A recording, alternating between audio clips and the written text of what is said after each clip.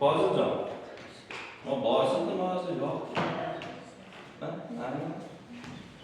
Qara, ovqat tarkibida 480 gram uglevod bor. Buni yozib olasan. Masala yechishda birinchi yozish kerak. Ha? Tushunish kerak. Keyingisi 120 gram oqsil, 100 gram yog'.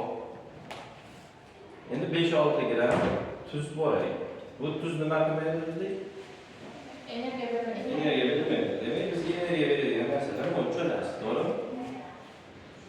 Agar u rejim qoidasining quyi foiziga amal qilgan bo'lsa, tushki ovqatdan ajratilgan energiya miqdorini toping kaloriyalar. Quyi foizi tushki ovqat quyi foiz necha foiz? 35%. Endi biz birinchi energiyasini topib olishimiz kerak. Uglevod qaranglar. 1 grammidan 4.1 chiqadi kaloriya, to'g'rimi? Bizda qancha bor? 480.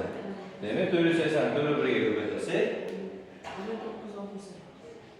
1968. Endi oqsil 1 grammidan 4.1 chiqaradi. To'g'rimi bundan? 120 sidan 492. Yog' 1 grammidan 9.3, 100 grammidan 930. Endi hammasini qo'shsak, xo'sh,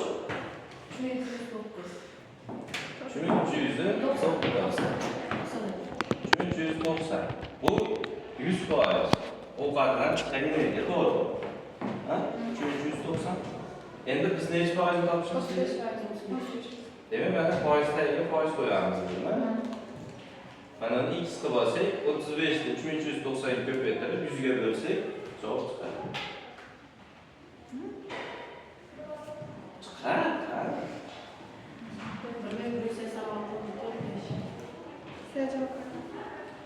1186.5. Demak, abedga ovqatdan shuncha energiya chiqadi. Tushunarli.